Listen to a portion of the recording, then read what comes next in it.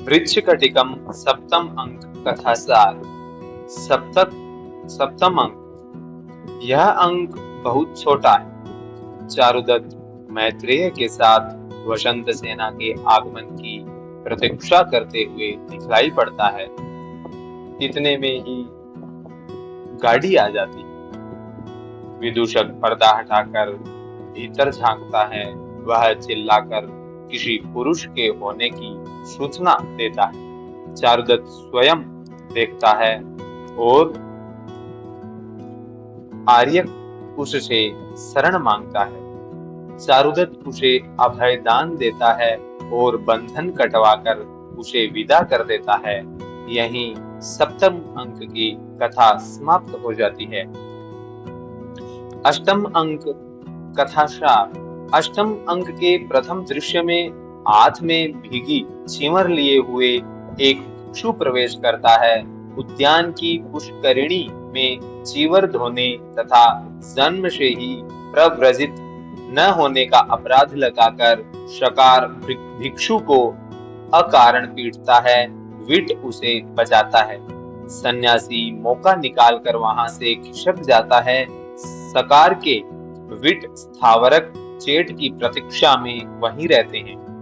अष्टम अंक के द्वितीय दृश्य में वसंत सेना बैलगाड़ी से उद्यान में पहुंचती है और वहां से शकार को देखकर सहम जाती है। सकार बहाने बनाकर विट और चेट को वहां से अलग हटा देता है और स्वयं वसंत सेना के प्रति प्रेम प्रदर्शित करता है। जब वसंत सेना उसकी प्रणय प्रार्थना को ठुकरा देती है, तब वह क्रुद्ध होकर उसका गला दबा देता है। वसंत सेना मूर्छित होकर गिर पड़ती है। अष्टम अंक के तृतीय दृश्य में चेट के विट ने जब सकार के साथ विट सकार के पास पुनः वसंत सेना के बारे में पूछा, तब उपस्थित होता है। उसने वसंत सेना की मूर्छित देह की ओर इंगित करते हुए कहा कि मैंने इसे मार डाला है। यह सुनकर विट को आंतरिक पीड़ा हुई। वह वहां से विलक की खोज में निकल गया। इधर सकार ने चेट को घर भेज दिया और वसंत सेना की देह को पत्तों से ढककर छोड़ दिया।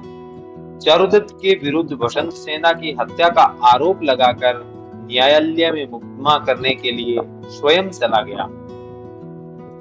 अष्टम अंक के चतुर्थ दृश्य में वहां एक भिक्षु प्रवेश करता है। यह भिक्षु वही संवाहक है जिसे वसंत सेना ने सहायता की थी। वसंत सेना को मृत जानकर वह उसके पास पहुंचता है। उसे होश में लाकर समीप के विहार में ले जाता है। इस प्रकार अष्टम अंक की समाप्ति हो जाती है। नवम अंक के अंदर सकार कचहरी में जाकर चारुदत्त पर यह अभियोग लगाता है कि उसने वसंत सेना को आभूषण के लिए मार डाला है। कचहरी में चारुदत्त को मामला पेश होता है। वसंत सेना की मां को बुलवाया जाता है। वीरक और अन्य अपेक्षित लोग उपस्थित होते हैं। इसी बीच विदूषक भी कचहरी में आ जाता है। उसका सकार से झगड़ा हो जाता है। मारपीट में विदूषक की बगल से वसंत सेना के गहने बरामद हो जाते हैं।